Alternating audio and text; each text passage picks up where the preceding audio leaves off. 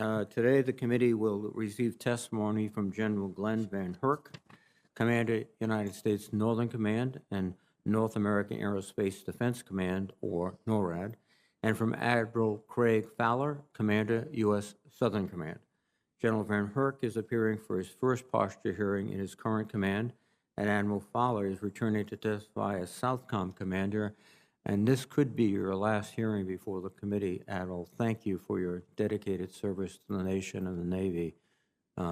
We appreciate it very, very much. I want to thank both of you, indeed, for your decades of service, and also, obviously, thank your families for the sacrifices that they've made to support you. And on behalf of the committee, I would also want you to thank the men and women of your commands for the selfless dedication and service to the nation. The security environment we face today is fundamentally different than even a decade ago. Near-peer competitors, China and Russia, have significantly narrowed the technological advantages that the U.S. military previously enjoyed, and they threaten to contest our military operations across all domains, including land, sea, air, cyberspace, and space. The 2018 National Defense Strategy shifted our defense priorities to focus foremost on strategic competition with China and Russia. But we need to better define what our objectives are for outcompeting our adversaries in this geopolitical rivalry. General VanHerck, you are responsible for protecting the homeland, and over the last year, that mission has centered on the response to the COVID-19 pandemic.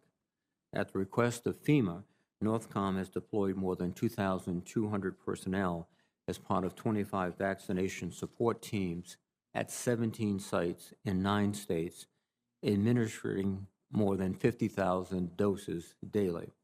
I understand that FEMA has discussed with you ramping up to 100 vaccination support teams with the capacity to vaccinate over 400,000 people per day. This is in addition to the more than 30,000 National Guard members supporting civil authorities across 46 states and 3 territories. General VanHerck, I hope you will share your views on the challenges in scaling up this effort and any lessons learned regarding what we need long-term for addressing future pandemic threats to our nation's health security. Northcom is also tasked with operating our Homeland Ballistic Missile Defense, the ground-based mid-course defense system, to protect the United States against an intercontinental ballistic missile attack from rogue states. The threat from North Korea has only grown in recent years, and I would be interested in hearing your assessment of what additional steps can be taken to better integrate our domain awareness and modernize our missile defense systems, including plans for the next generation interceptor and the so-called underlayer missile defense protection for the homeland. Northcom is designated as the advocate for capabilities in the Arctic and plays a leading role in bringing together the combatant commands that share responsibilities for this increasingly critical region. As Russia and China become more assertive in the Arctic, it is essential that we develop a unified response across combatant commands and across the interagency, as well as in coordination with our allies and partners. General, I would appreciate any updates you could provide on this critical region. The situation along our southern border has implications for both Northcom and Southcom. Despite President Biden's termination of the declaration of a national emergency along the border and ending of the diversion of funds for the border wall, roughly 3,600 military personnel remain deployed in the region in support of the Customs and Border Patrol. This raises questions about what the Defense Department's role should be in a whole-of-government response to the situation at the southern border. In addition, recent weeks have seen an increase in the number of unaccompanied children arriving at the southern border, seeking to escape instability and violence in their home countries. While these children need to be cared for in a humane and safe manner on a case-by-case basis, I also believe we need to address the migration problem at its source, including the conditions causing adults and children to seek asylum at our border.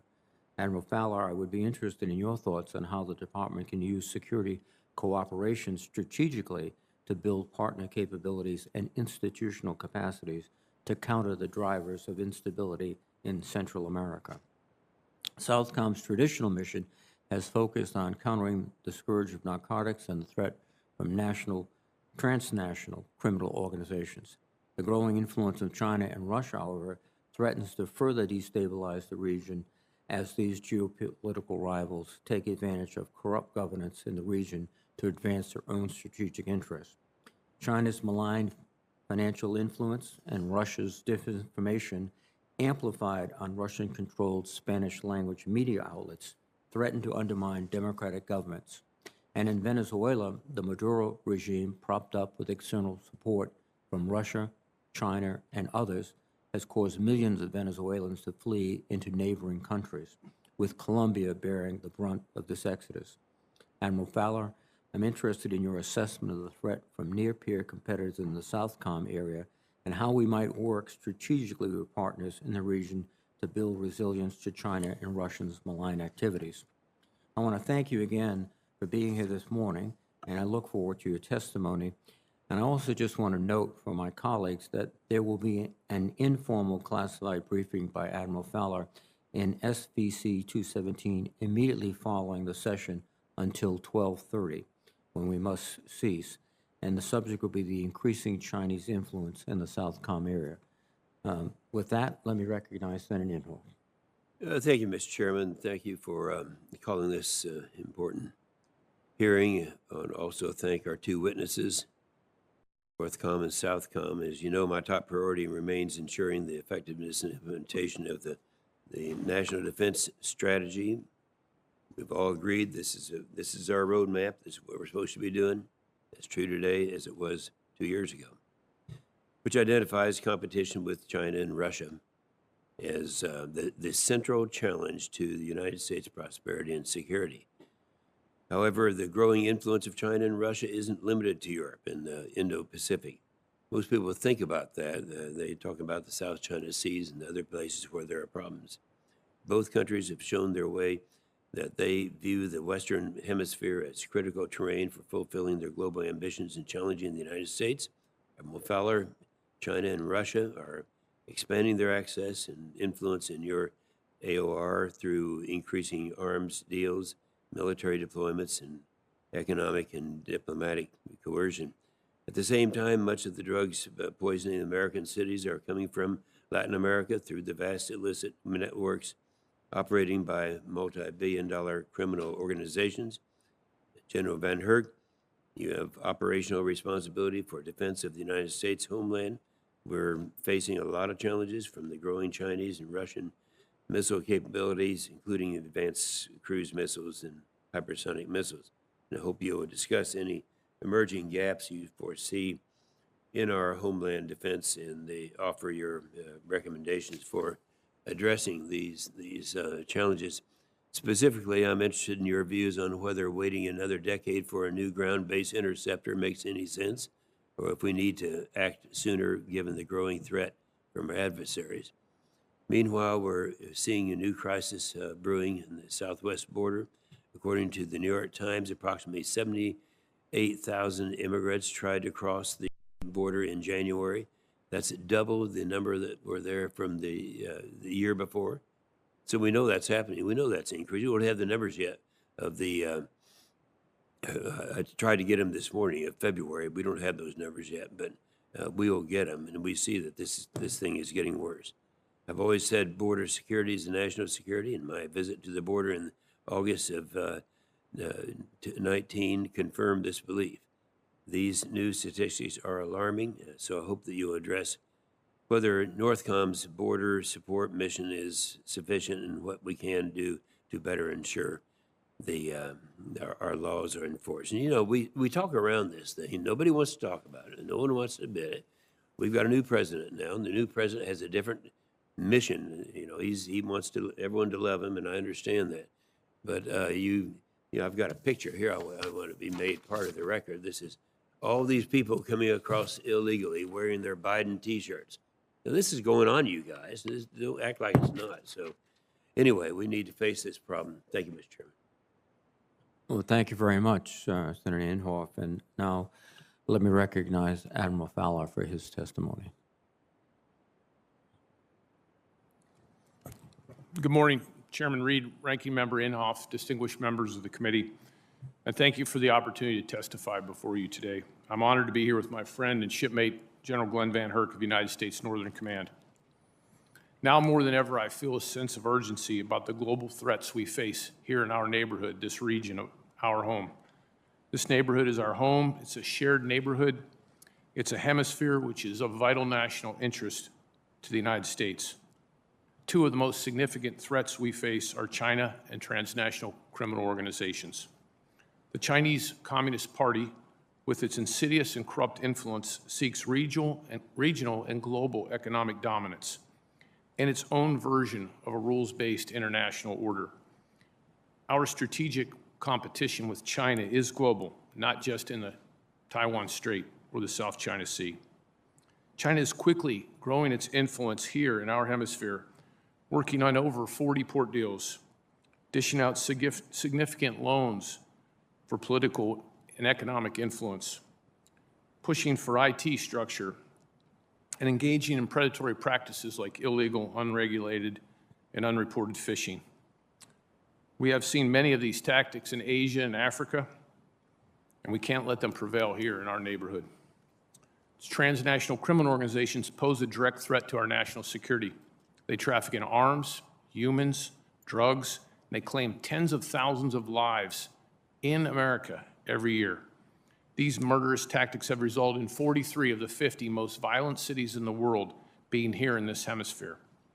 And they drive illegal migration, and they allow bad actors like China to gain influence.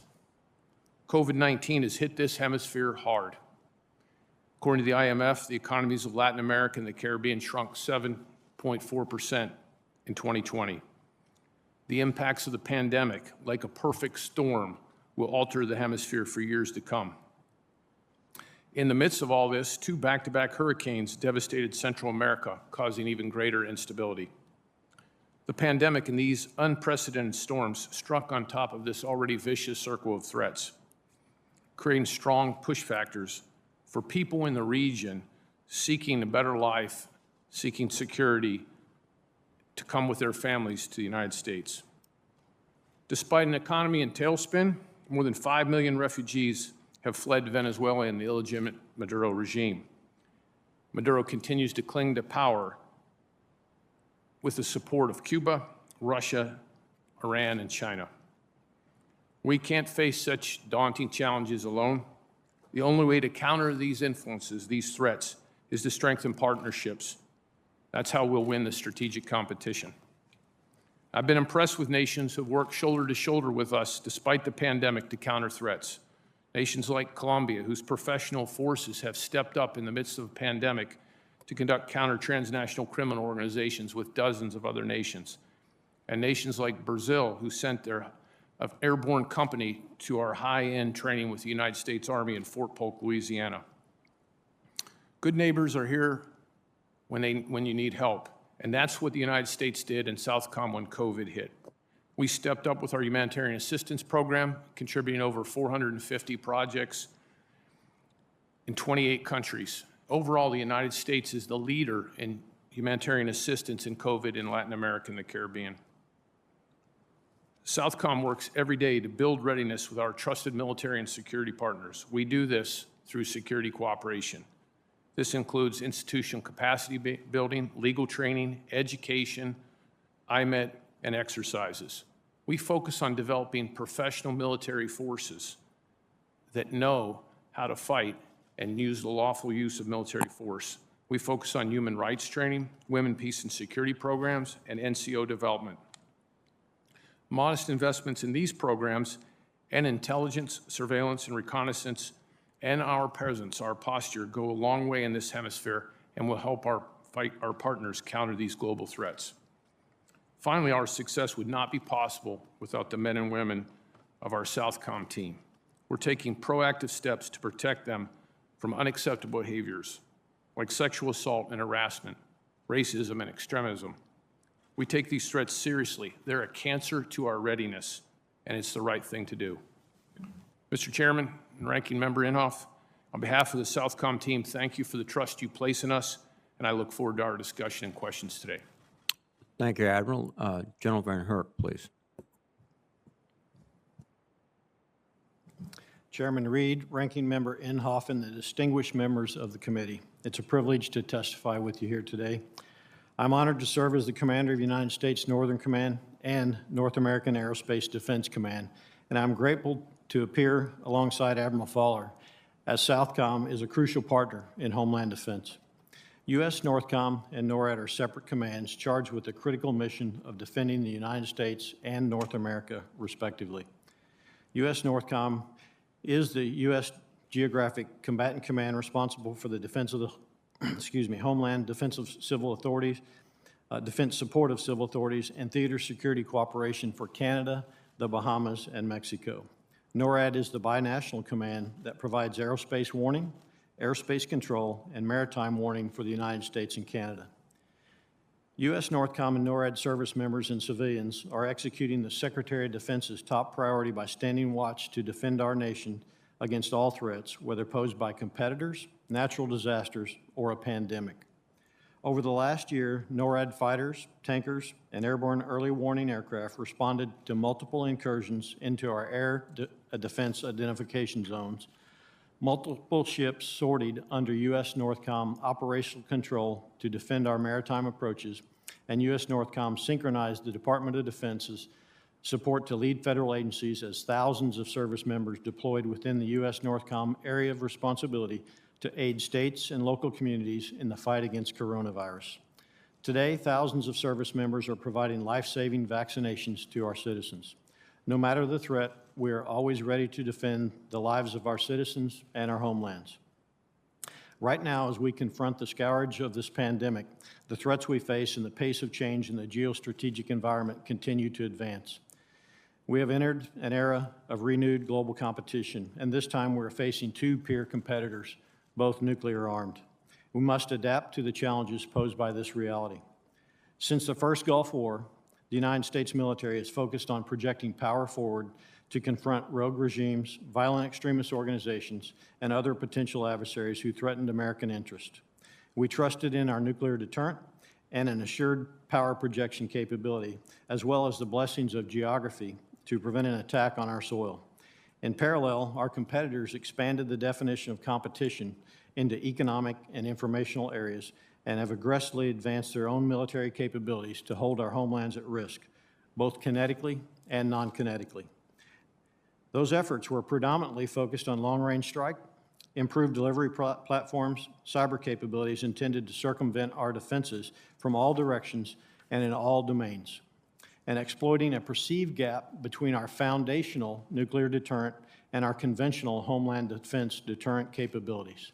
Concurrently, the rise of transnational criminal organizations and the subsequent strains on governance and the instability they create has created additional opportunities for our competitors that they are working to exploit today. We must outpace our competitors by accelerating our own efforts to transform our culture, investing in our people to grow both talent within the ranks and counter extremist and destructive behaviors, anti-ethical to our values. We must invest early and often in relationships with allies and partners to develop a global team of like-minded nations. And we must factor homeland defense into every strategy, plan, force management, force design, as well as all aspects of acquisitions and budget so we can deter in competition, de-escalate in crisis, and defeat in conflict. To do this, both U.S. Northcom and NORAD are concentrated efforts on building our capability to deter and, if needed, defend against increasingly advanced all-domain threats. Together with the Canadian Armed Forces, we are in the early stages of NORAD modernization and building additional military capabilities in the Arctic.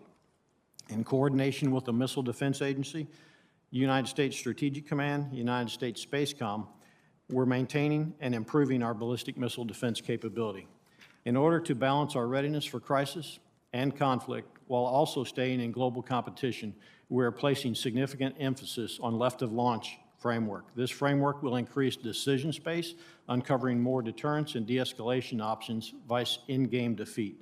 We're advocating for investment in all-domain awareness to generate a layered sensing grid and a layered defense approach that emphasizes the use of an open sensor data architecture and machine-enhanced processing in order to achieve information dominance and decision superiority.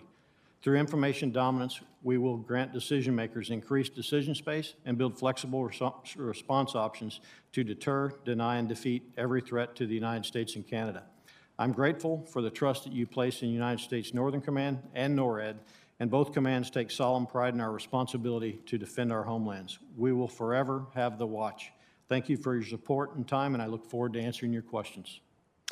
Well, thank you very much, General. And before we begin, I want to remind my colleagues of the procedures. Since it is impossible to know exactly when our colleagues who will be joining via the computer arrive, we will not be following our standard early bird timing rule. Instead, we will handle the order of questions by seniority, alternating sides until we've gone through everyone. Once we reach the end, if there is anyone we missed, we will start back at the top of the list and continue until everyone has had their turn. We will do the standard 5-minute rounds, and I ask my colleagues on the computers and at their desks to please keep an eye on the clock, which you should see on your screens or right before you. Finally, to allow for everyone to be heard, whether in the room or on the computer, I ask all colleagues to please mute your microphone when not speaking. Thank you. Admiral Fowler, again, thank you for your distinguished service over many years. And the Northern Triangle, Guatemala, Honduras, and El Salvador, is a particular unstable region, and many of those who are seeking relief and moving towards our border are coming from this area. Security and human rights have deteriorated there significantly, increased violence by criminal organizations and narcotics distributors, and we can continue to provide security clearance to these countries, security assistance rather, yet corruption remains rampant and international efforts to build capabilities are not effective. In Honduras in particular, the corruption appears to reach the highest level of the government.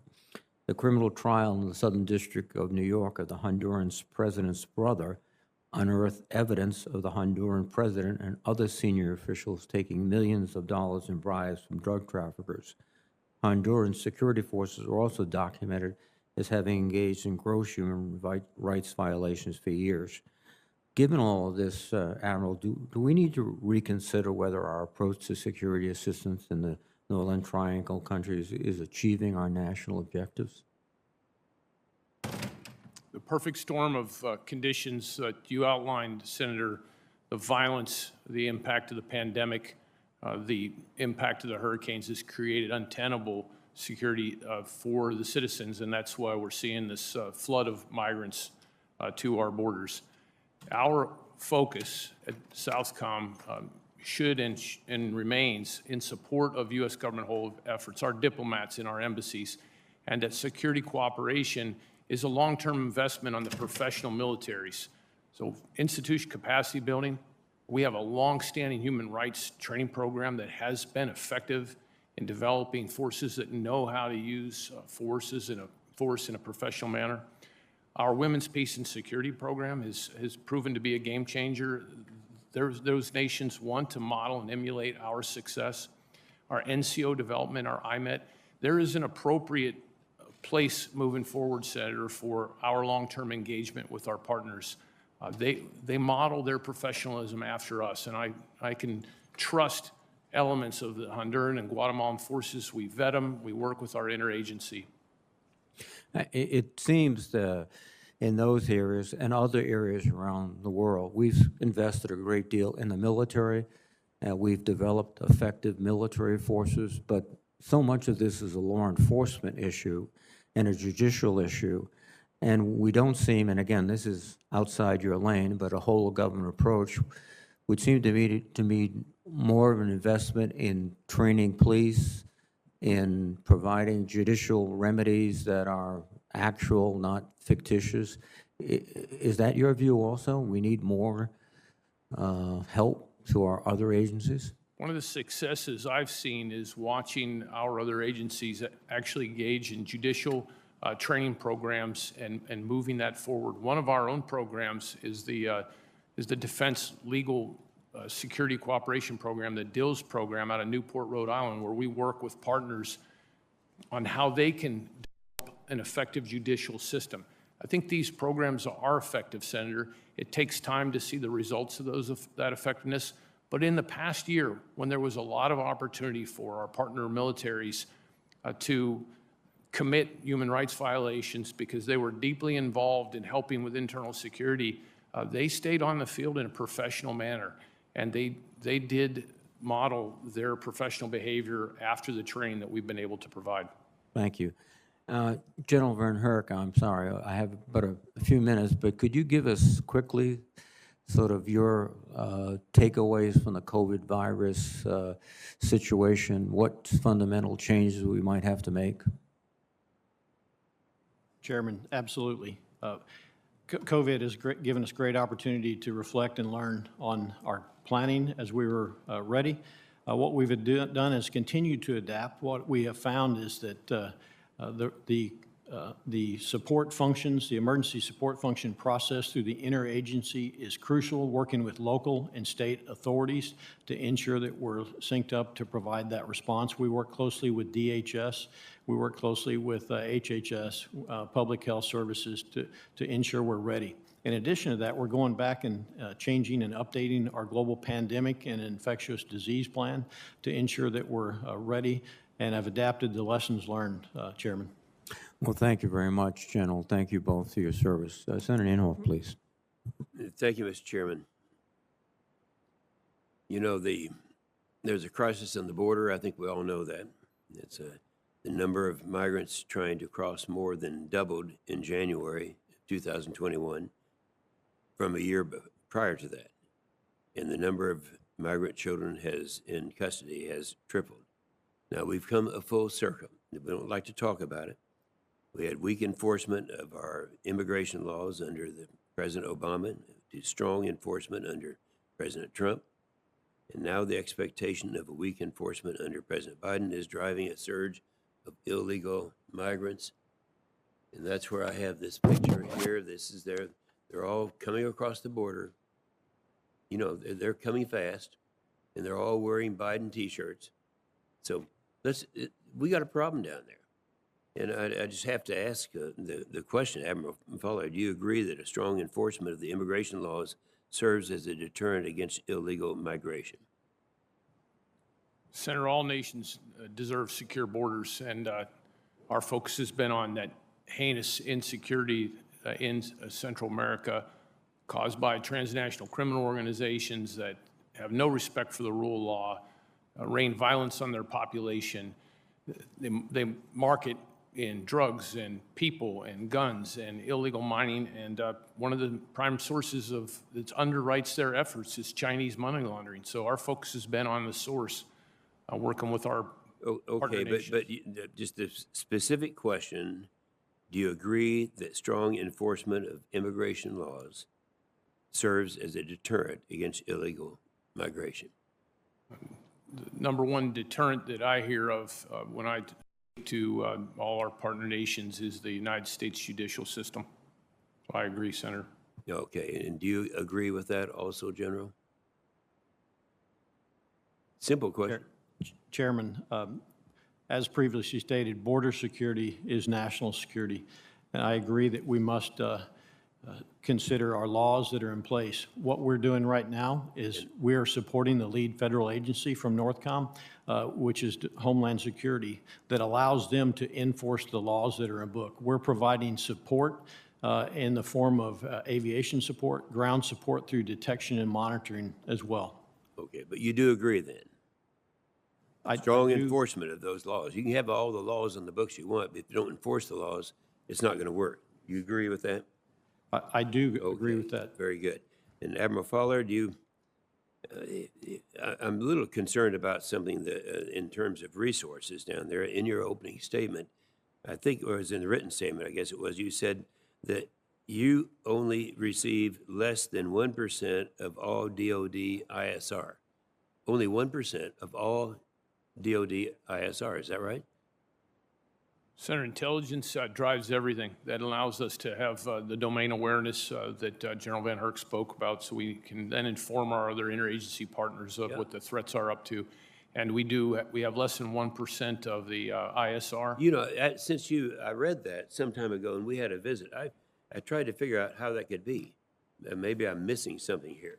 that less than 1% of ISR comes into that area. And I don't understand. So that's not adequate, right? Senator, we're short in ISR, in intelligent assets, and security cooperation. And we have, in general, our posture is thin. And we've got to be on the field to compete, Senator. Mm-hmm. Yeah, I agree with that. You know, I know the border. I was back in the days I was enjoying life. I can remember I was a builder and developer down there. People on the East Coast don't understand this, but there's an island down there called South Padre Island. It's actually now don't leave because you need to hear this.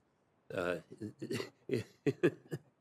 it's that island down there is 140 miles long and 1 block wide. And I was a builder and developer down there. I know the border, and I know them down there, and they talk about the tough border security and what is necessary. So I just want you to know I'm familiar with that down there, and I think it's doing a disservice not to talk about it. We need to enforce the border, and I do want to have this picture made a part of the record at this point. So with that, I'll yield the floor. Senator Shaheen, please. Thank you, Mr. Chairman, and thank you to both of you for your service and for being here this morning. Admiral Fowler, I want to start with you because I find the maps that you've given us and the statistics on these alarming, to say the least. On the map that shows Chinese influence, if you were going to give us a map that said United States influence, how many, for example, countries could we cite that are hosting American infrastructure projects? And how many countries are enjoying training and military support or other economic support from the United States? And how many heads of state meetings could we cite since 2015? Senator, our influence is eroding, and that margin is shrinking. And we'd be best able to show that with arrows that have downward trends. And it's important that we remain engaged in this hemisphere. It's our neighborhood. That proximity matters. And as you pointed out, the Chinese see that. We hosted a conference last week at Southcom with our allies, UK, Canada, France, Netherlands, who have significant interest in ensuring a stable, secure neighborhood. And one of the foreign participants said that the region is in a lifeboat, and it is sinking in the violence, and it is sinking in Chinese influence. What I hear from my partners is, we hear you, Admiral Fowler. We know that the United States military is the best. We want to partner with you, but when you're drowning, you need a life ring. You're going to take the life ring from whoever throws it. That is disappointing. I appreciate what you're saying, and that was my reason for the question, because it's very clear that we are not keeping up in the way that we should in terms of influence and support in Latin America. Can I ask, when you talk about Senator Inhofe raised the 1% of resources that you have for Southcom, and one of the operations that you're responsible for is counter-narcotics operations. In New Hampshire, we have been dramatically impacted by the opioid epidemic, and obviously drugs coming in across our southern border come up Interstate 95 all the way to New Hampshire and northern New England. How much, if you were going to define what percentage of your operations are counter-narcotics, can you describe that? And can you use, if you had more resources, would you be able to address more of what's happening with the transnational criminal organizations?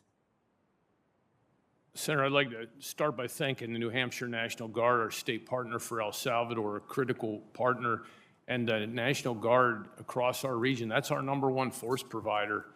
They've stayed engaged despite the pandemic in a way that builds trust and partners and helps train them. What our real goal here is to train our partner nations to take care of their own security problems. We can't interdict our way out of the narcotics problem. We've got to get our partners in the game. And this past year, despite a pandemic, they actually increased their performance, their involvement, up to 60% of all our disruptions. But that's still not enough. We've got to focus on the source and the destination.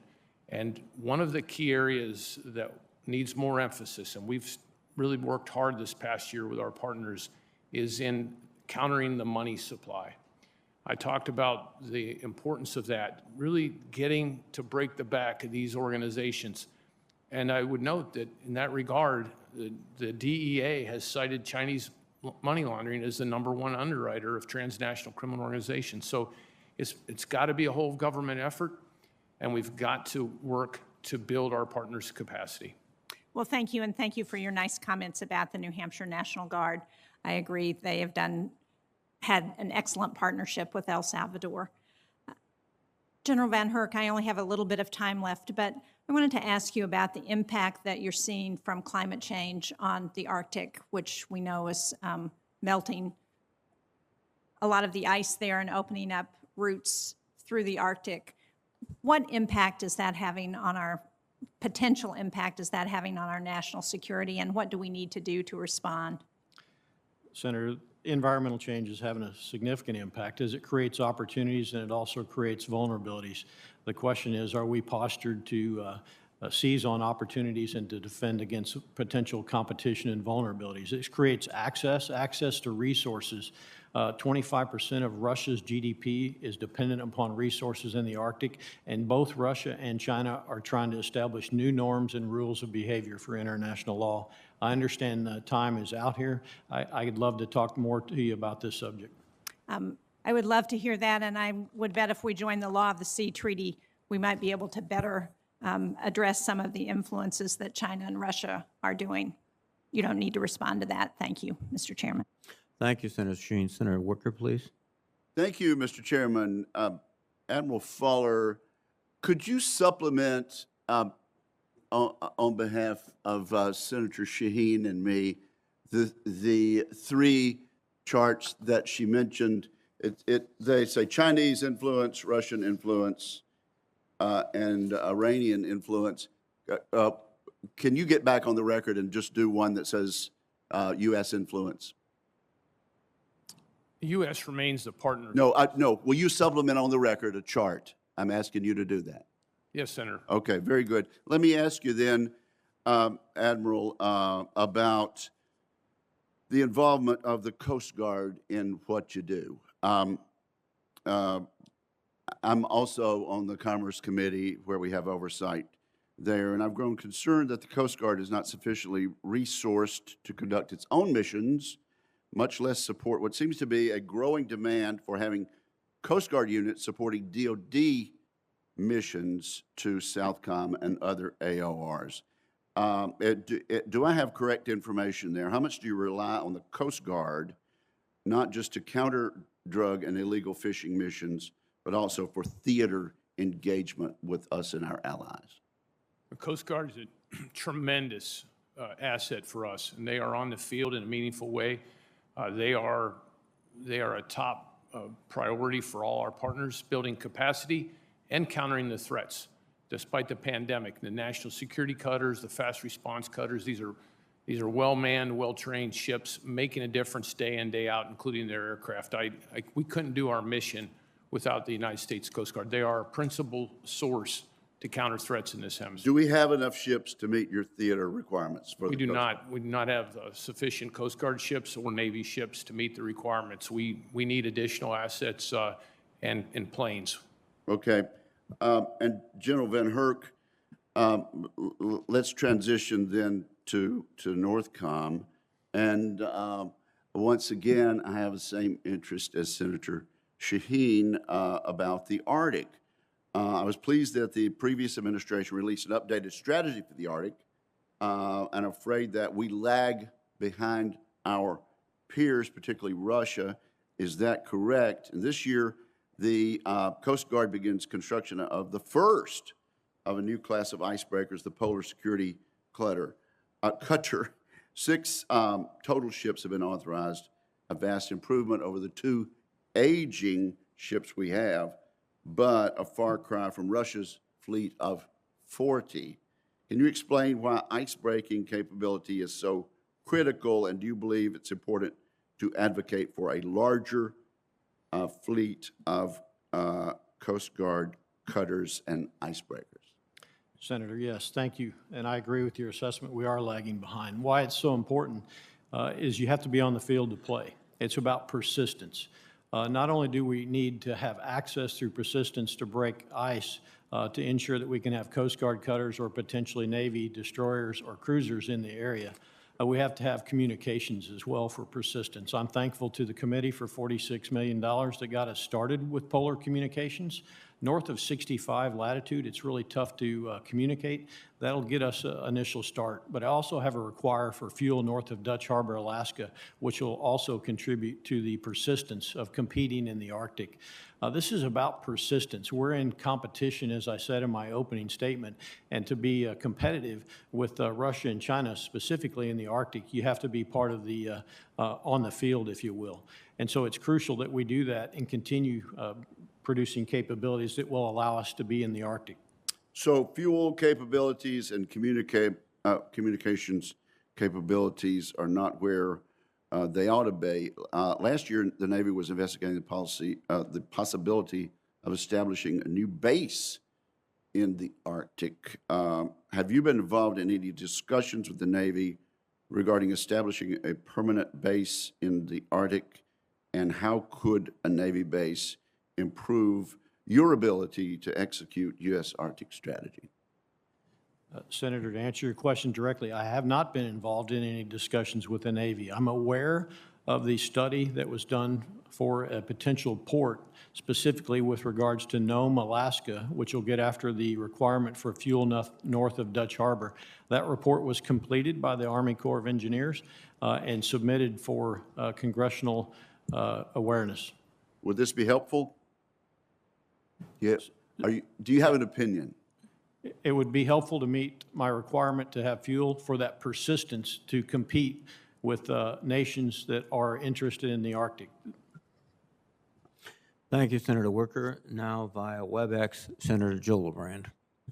Thank you, Mr. Chairman. Admiral Fowler, as you noted in your written testimony, Russia has eagerly flooded online communities in Latin America with disinformation intended to undermine faith in democratic institutions and in the United States. Separately, China is investing heavily in information technology that can be easily manipulated by the Chinese government at their discretion for espionage or cyber intrusions.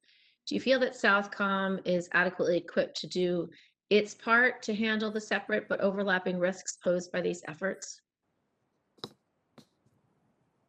Recently, in a visit to one of our partner countries, I had the leader of that country lean over and said, how do I get rid of the Chinese information technology that was sold to get after the violence in the city, but then oddly appears outside the U.S. Embassy and other places which are in the most secure parts of the city? These efforts have got to require a whole of government, whole of world approach where we offer safe technology and safe, affordable solutions moving forward.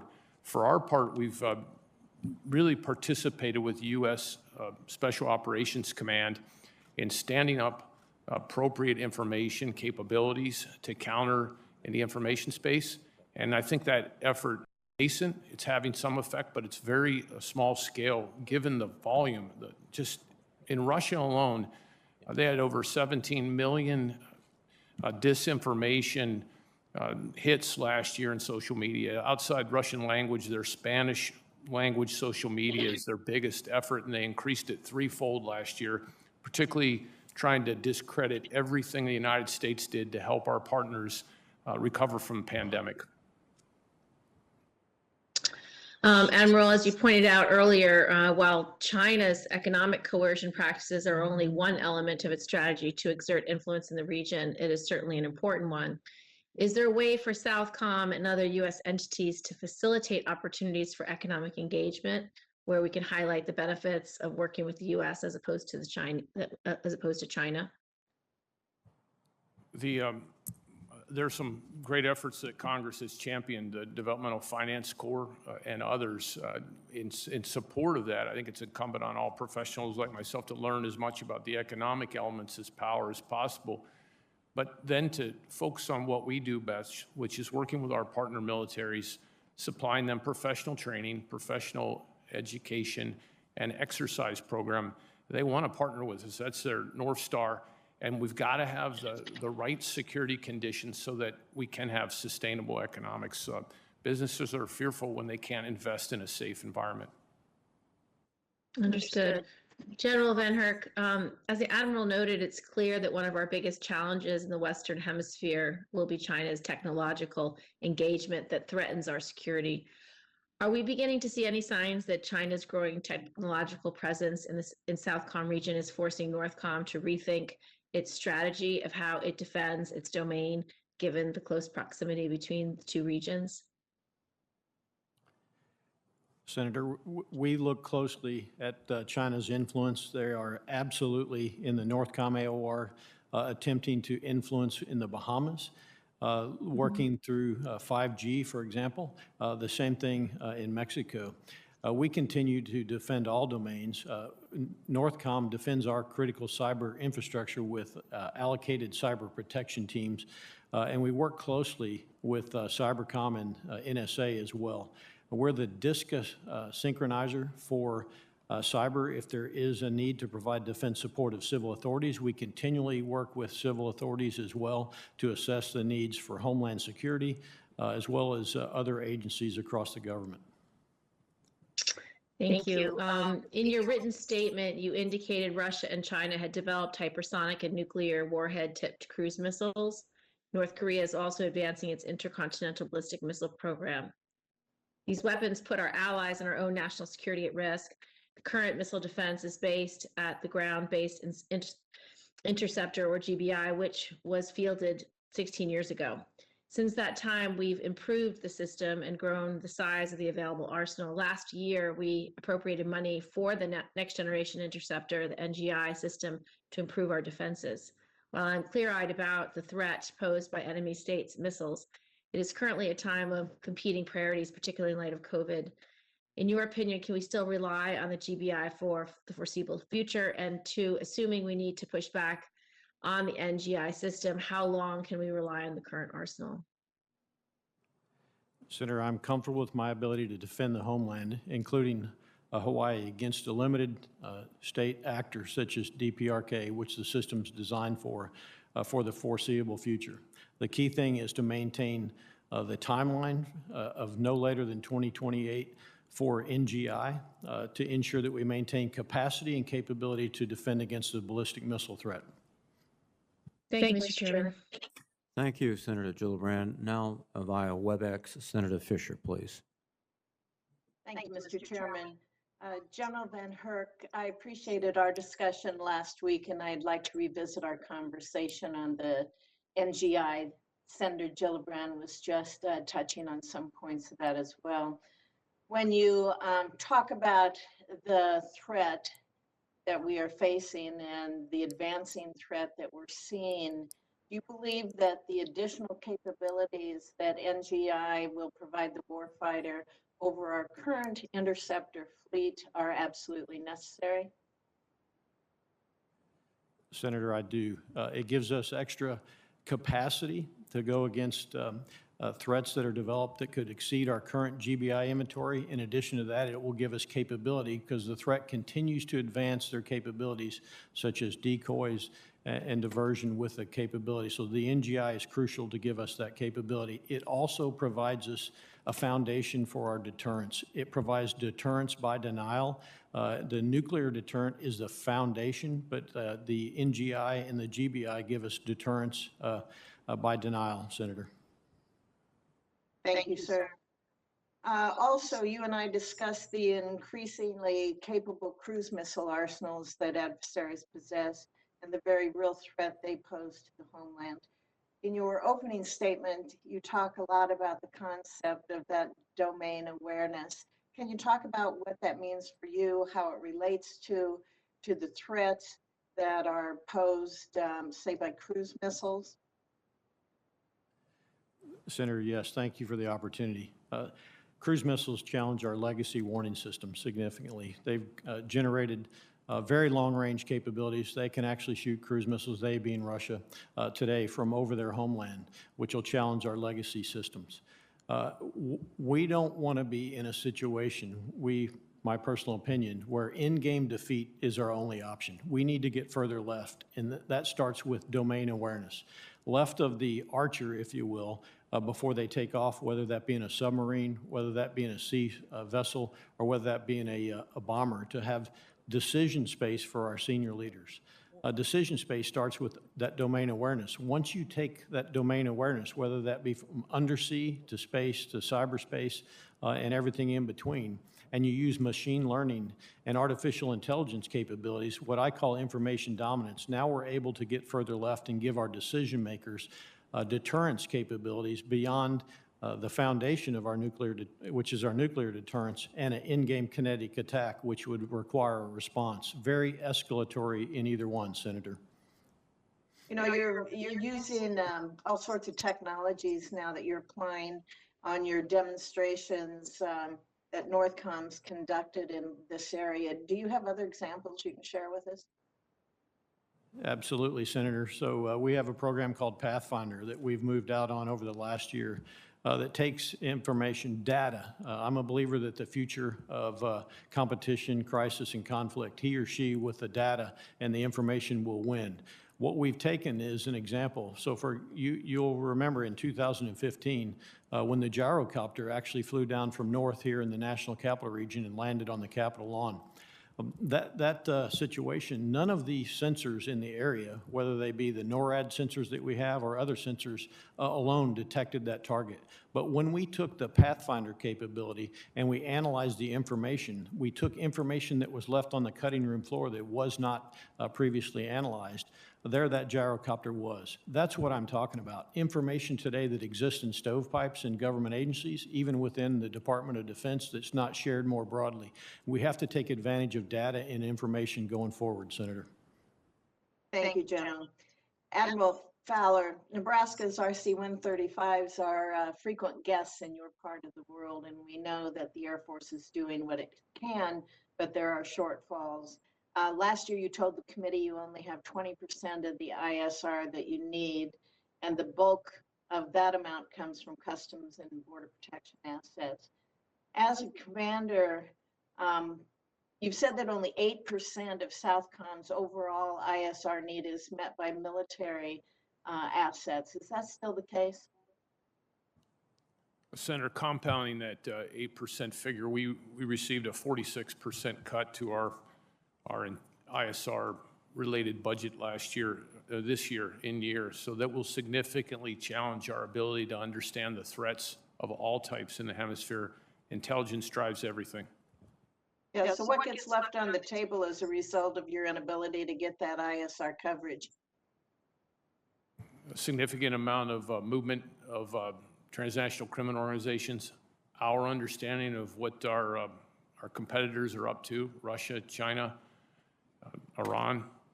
A lot gets left on the table that is contributing to this violence that's driving instability here in the United States and in our partner nations. And we see their presence growing in your combatant command areas. So I understand the need for that. Thank you, Admiral. Thank you, Mr. Chairman. Thank you, Senator Fisher. Senator Blumenthal, please. Thanks, Mr. Chairman. Thank you both for your service and for being here today. As you know, the COVID-19 pandemic has hit the Caribbean and South America very hard. I am concerned that we need to continue to stay vigilant against attempts by Russia and most especially China to exploit the suffering of our neighbors to the south to increase their influence in the region. Admiral Fowler, in your posture statement, you stated that China and Russia are using the COVID-19 pandemic to gain greater influence in South America.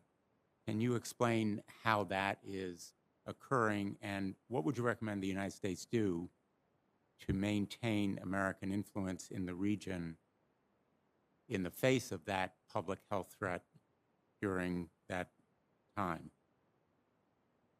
The conditions that the pandemic has caused in Latin America and the Caribbean rival those of the Great Depression here in the United States. It will take years for the region to cover. The IMF says it is estimated it is the region with the longest recovery time. We have seen, and there was a New York Times article today on this, China particularly move in with a heavy-handed mask and vaccine diplomacy, that they are using the vaccines to leverage deals for their IT, their 5G, and they're using it to try to drive a wedge between some nations like Taiwan and others in the region. This is indicative of Chinese global coercive insidious behavior. We're seeing it play out. We need to stay on the field with a whole government effort. And once we've taken care of the United States, be first with a concerted plan to take care of our neighborhood with vaccines here. I hear you saying that we need a much more aggressive and, frankly, humanitarian effort in this part of the world, our neighboring region, in fact, part of the Western Hemisphere family, to take care of people in our own enlightened self-interest. Senator, to date, I've been very proud of the U.S. government effort in PPE and other COVID-related supplies. we're not taking much credit for it, but by far and away the single largest donator in this hemisphere, and in the Department of Defense, using our humanitarian assistant authorities, we moved out with small projects at speed, over 400 projects, $54 million that have made a real impact. But the next phase is going to be in vaccines and long-term recovery, and we've got to be as aggressive and forward-leaning in that phase, I would say particularly in this hemisphere, because the proximity here matters to the security of the United States. And it's not only a public health crisis, it's really a very deep-seated economic crisis linked to the pandemic, I hear you saying. Senator, in October, I traveled with my civilian deputy commander, Ambassador Gene Maines, a wonderful diplomat, great civ-mil relationship in our headquarters. We went on our first multiple-day trip. We traveled to Central America, Honduras, El Salvador, Guatemala, Costa Rica. And the hollow look in the eyes of our partners, they're struggling to fill their gas tanks and find food for their security forces because of the stress the pandemic and the violence has placed. And this creates real opportunities for our competitors who are more than willing to step into that violent sauce and take advantage of it for their own interests. And it has ramifications in terms of generating flows of migrants, the drug trade, all kinds of other ramifications that are destructive to our country, potentially. Yes, Senator. Thank you, Mr. Chairman. Thank you, Senator Blumenthal. Senator Cotton, please. Admiral Fowler, I want to speak about the legal conditions on the ground in the Northern Triangle, Guatemala, Honduras, and El Salvador. Do the governments of those three countries systematically persecute their own citizens on the basis of race, ethnicity, sex, political views, religious belief, or other such categories? Senator, when I go, I'm lockstep with our embassies, and we've got great diplomats, and we don't see a systematic exploitation. I work with the militaries, and the elements we work with are vetted and trusted, and I find they're doing the right thing, whether it's Honduras, Guatemala, or El Salvador. Thank you. I think that's a very important point. The governments of Honduras and El Salvador and Guatemala do not persecute their own citizens systematically on the basis of race, sex, ethnicity, religion, or political views, which is the basis for asylum and refugee status under our laws. An economic migrant is not eligible for asylum. They are not eligible for refugee status. Asylum is designed for people like, say, a Hong Konger whose student visa expires and doesn't want to return to Hong Kong now that the Chinese Communist Party has cracked down on that country. The reason we have a crisis at our border is because President Biden, his administration, opened the border and ended the policies of the Trump administration that made it clear you could not make the very dangerous journey across Mexico. You could not pay smugglers and traffickers thousands of dollars to get to our southern border and then expect to be let in. If you let them in, more will come. That's why we have a crisis at the border. General VanHerck, we've been supporting the Department of Homeland Security at the border for some time now with DOD personnel. The most recent major adjustment in numbers was in 2018, is that right? That's correct. In 2018, then this year, we're up to nearly 4,000 total numbers. And has the status of the border changed from 2018 to March of 2021? When you say status of the border, can you clarify? The conditions there, and whether or not we're closer to having a secure border or we have a less secure border now than we did when this major personnel change first started. I would defer to Homeland Security for the security of the border. We're in direct support of Homeland Security for that mission. I can tell you the numbers of migrants coming across has dramatically increased here in recent months. And what kind of strain does that put on our personnel at the border? Our personnel being DOD? DOD personnel. DOD continues to provide support to Homeland Security and Customs and Border Protection, mainly in the detection and monitoring. Total number of 4,000 does not place an incredible strain on the force and has not shown significant strategic readiness of our ability to accomplish our missions. I've seen some media reports that suggest, in addition to economic migrants who are not eligible for asylum showing up at our border from Latin America, that we are now beginning to see foreign nationals from other countries in Africa and Asia. To your knowledge, is that correct? Senator, I'm aware of intelligence reports that corroborate exactly what you just said. What kind of threat does it pose to our country that persons might be traveling from the old world to the new world to join these migrant flows? I believe that we must continue to monitor anybody who has nefarious desires for our country. Homeland defense, border security is national security, which equals homeland defense.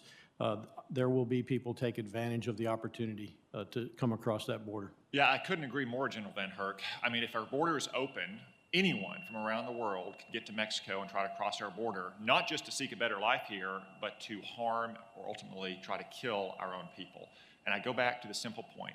If you let them in, more will come. All the controversy you see in the media are misplaced, talking about how fast we're processing migrants through these detention facilities or whether they have enough showers or beds or cots.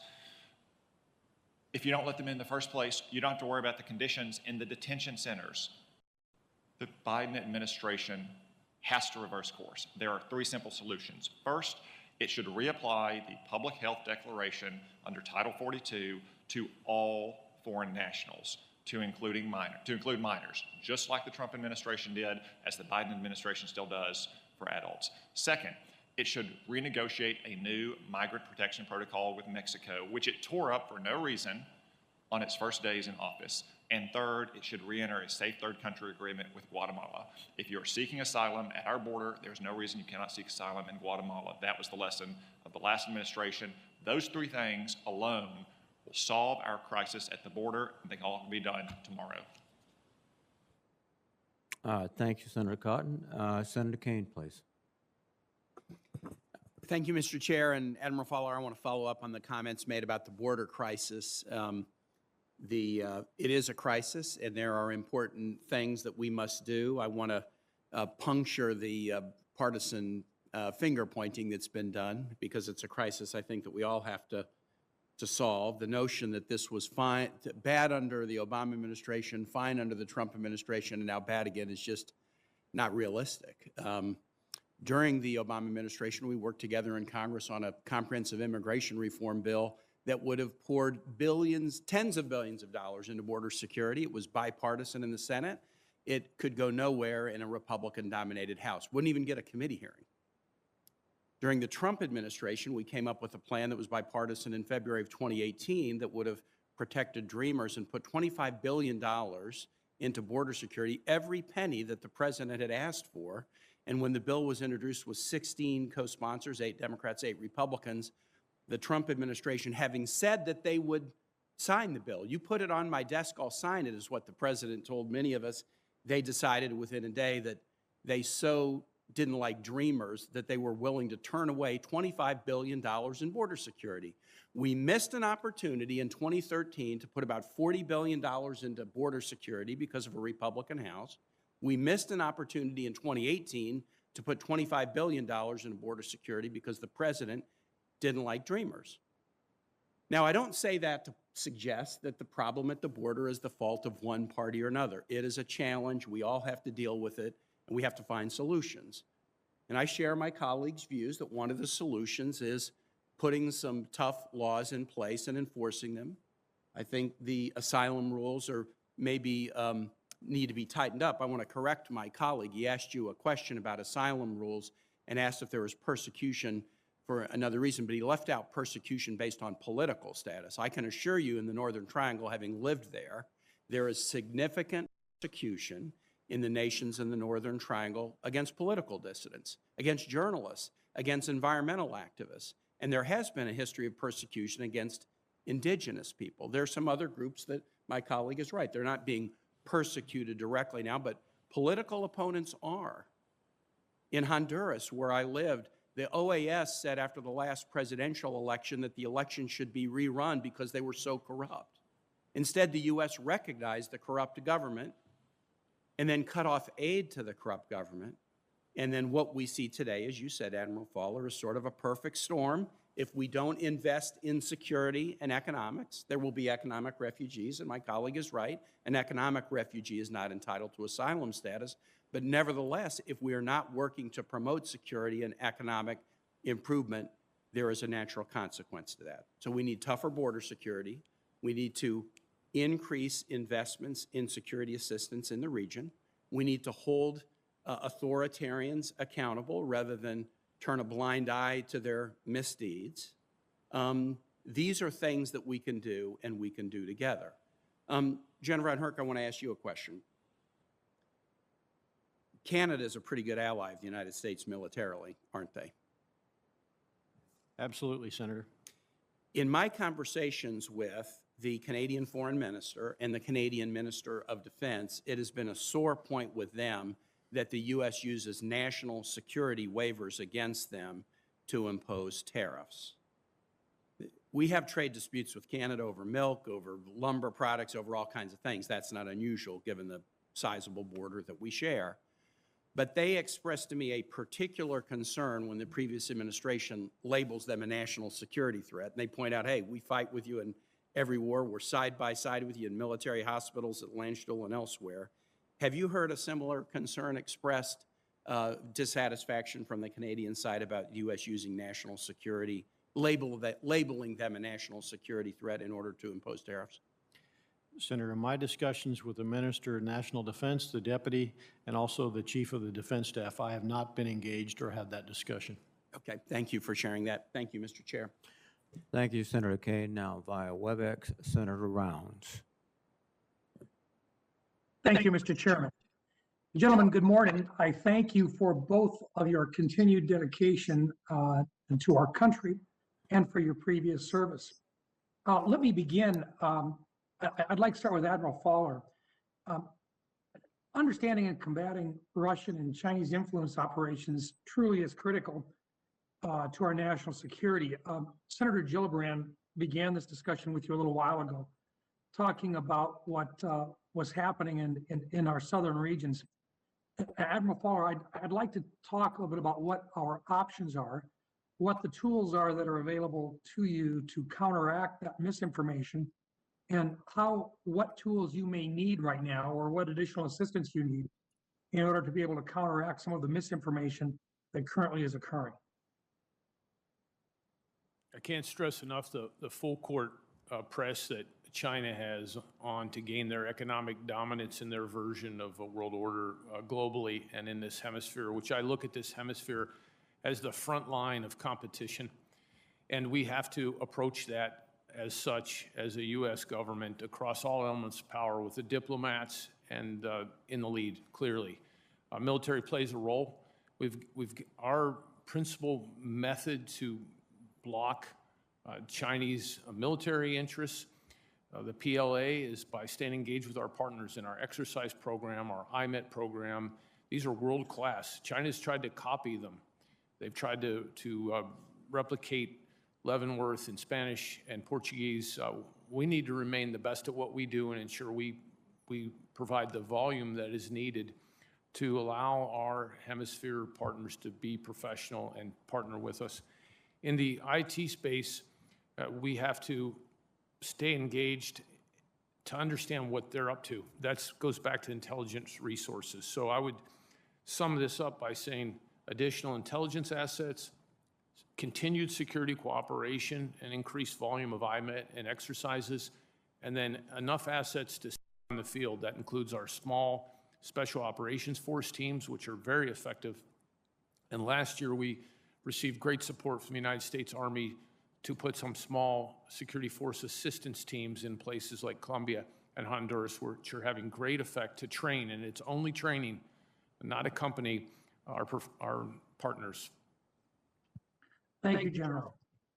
General VanHerck, right now, you've got on a day-to-day basis, you clearly have more individuals trying to cross the border into the United States. There's no question about that.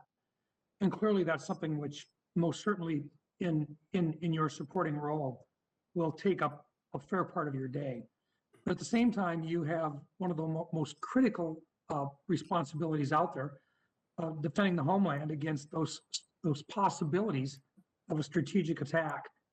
Today, we have this discussion going on about the need for the triad, the continuation of our triad, and also for the need to provide specific defense protection against incoming weapon systems.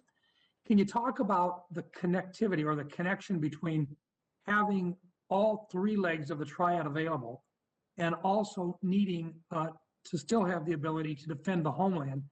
And if we were to take away any one of the legs of the triad, what that would do in terms of increasing the challenge for you of defending the homeland with missile systems set up to protect against incoming weapon systems? Sure, Senator.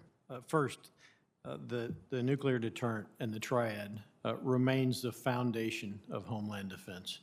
I would defer to Admiral Richard on specifics about the triad. I know that the triad today was designed for specific capabilities to basically take the calculus of any threat and create deterrence options because of the flexibility that the triad creates. The most reactive forces are ICBMs. The most flexible force is the bombers, and certainly the most survivable force is the submarines. Each of those contributes significantly to homeland defense. We haven't had a great power conflict since World War II, and the triad and the nuclear deterrent has been part of that. With that said, our competitors today are trying to circumvent the nuclear triad and have developed and stated intent to attack the homeland because they assume they can be successful to destroy our will below the nuclear threshold. I'm concerned about having the ability to give decision makers key decision space in that realm, but not all in-game defeat. And so deterrence by denial is what I talk about, and that is giving options to senior leaders to create doubt in a competitor or adversary's mind about their ability to achieve their objectives with a strike on the homeland, Senator. Thank you. My time has expired. Thank you, Mr. Chairman. Thank you, Senator Rounds. And now let me recognize Senator King via WebEx. Thank you, Mr. Chairman. And General, I'd like to follow up on a comment made at the end of her questioning by Senator Shaheen and asking, in your professional military opinion, would it be in the interest of the United States to accede to the Law of the Sea Treaty? Senator, yes, it would be. It gives us a better posture, a seat at the table, more credibility when we work many of the issues that we have to work around the globe with allies, partners, and potential competitors. And that's particularly true in the Arctic, isn't it? That's where the Russians are staking claims as we speak. Senator, I agree with your assessment. And as Russia takes over the Arctic Council in May, It's never been more crucial for us with our like-minded nations and allies and partners that we come to agreement to not allow Russia and China to exploit any seams and gaps. Thank you. I'd like to turn for a moment to the immigration question and the crisis at the border, which everyone recognizes. Admiral Fowler, I think at the beginning of your testimony, you pointed out that there were significant, what I call push factors, as well as the change of administration, which is a pull factor, but the combination of the impact of COVID, the two major hurricanes, and the transnational gangs is making life intolerable for people in those Northern Triangle countries. Is that not also true? Senator, I've met with folks who have walked all the way to the border and come back, and their drive was the violence, the fear for their life, their lack of food for their families, the insecurity. And in this past year, we've had that perfect storm of additional factors, COVID, and then back-to-back major hurricanes. The region is fragile. The conditions are on par with our Great Depression, and our engagement is critical to help our partner nations overcome this challenge. It strikes me that whatever we do on border security, and I'm fully supportive of a secure border, as long as we have these three countries near our border that are in such terrible shape, people are going to continue to try to find ways to escape. I've heard the term, we need a Marshall Plan for that region in order to try to stabilize these countries in terms of their own internal security, their own economies. Does that ring any bells for you? Senator, I think a Marshall Plan would be a wonderful model as we look at the entire hemisphere, really, and look at the sources of instability across the hemisphere. In addition to Central America, we see Haiti, Cuba, and Venezuela, all sources of illegal migration to the United States. In Venezuela alone, 5 million migrants now have swelled out of their borders. We need the big ideas. We need the sustained engagement of all of nations and the whole of government of the United States, and the Department of Defense plays a role, particularly in that professionalism and institutional capacity building, so their security forces do the right thing and contribute to overall sustainable security. You mentioned in your testimony the Russian and Chinese disinformation campaigns in these countries. Are they also encouraging migration as a way to undermine the U.S.? Do they see this as a weapon, just as they did with the Syrian migration into Europe several years ago? The disinformation by Russia seeks to discredit every act of goodness, and we do many that the United States provides in the hemisphere. And to the extent that drives migration, there's no doubt. China seeks their own influence, their own economic dominance, and they seek clients while we seek friends and partners. I think their information campaign best exhibited by a recent visit to a country where I was asked about the illegal and unregulated, unreported fishing in the region, and I cited the example of Chinese involvement off of Ecuador, where their fleets would, for great periods of time, go silent and sweep into the ecological preserve. And then within minutes after my facts-based statement, which is based on the various credible sources, the Chinese proceeded to attack me and the media. That's just typical of their disinformation globally, Senator. Well, I'm out of time, but I think your testimony that you, A, don't have adequate ISR resources, and B, there are not enough ships to interdict the drugs that are coming and killing Americans, including more than one a day in my home state, is very powerful. And that's a matter, that's within our control. That's a matter of allocation of resources. And I hope this committee can bring some pressure on the administration to allocate adequate resources for ISR and for interdiction, because we're not even interdicting the drug shipments we know about, let alone finding ones that additional ISR could provide. So that's something that I hope this committee can work on. Gentlemen, thank you both for your testimony. It's been very illuminating today. Thank you, Mr. Chairman. Thank you, Senator King. Let me recognize Senator Ernst.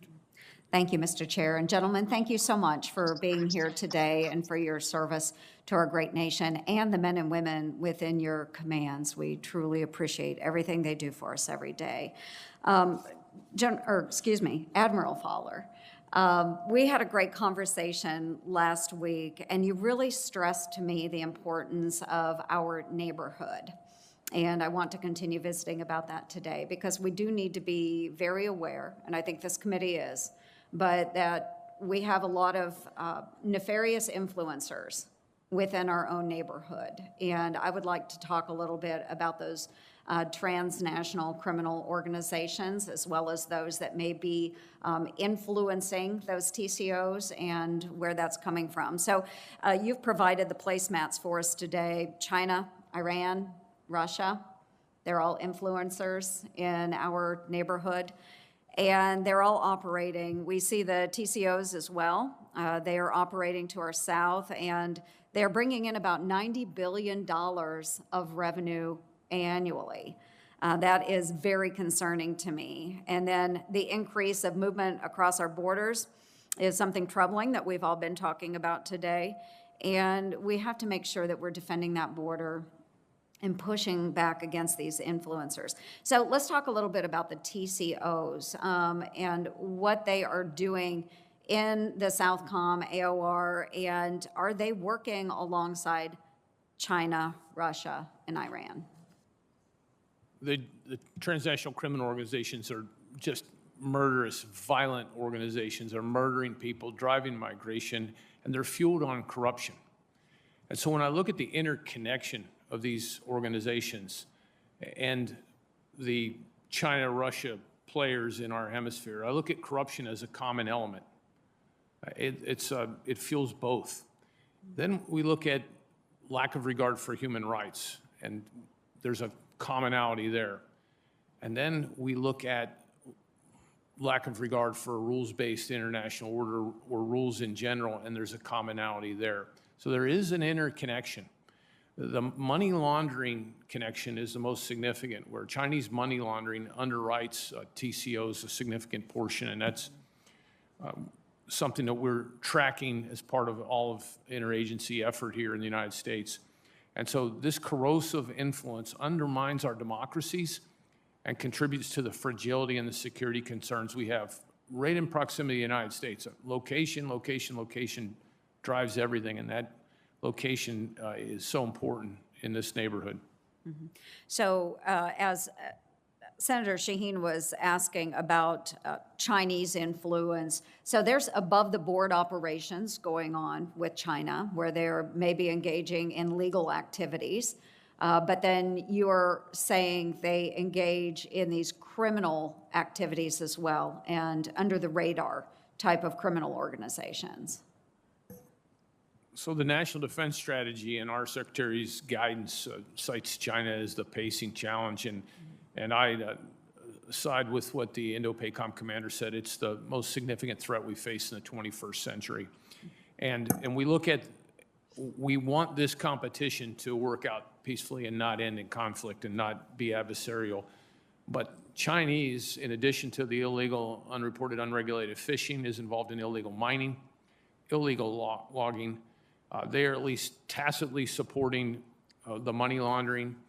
They are using COVID and vaccines as a hammer to further the Chinese Communist Party interests, particularly to get better deals for Huawei and 5G, and to try to drive a wedge between the remaining countries that support Taiwan, and the majority of those are here in this hemisphere. So yes, Senator, there are corrosive, insidious influences being felt right here in our neighborhood. Yeah, thank you, Admiral, and I appreciate our discussion to that effect last week. And General VanHerck, in the remaining time that I have, we've had a number of our own troops working the southern border, which I think has been extremely important. They've been supporting United States Customs and Border Patrol. Are they still playing a vital role in the defense of our nation at our southern border?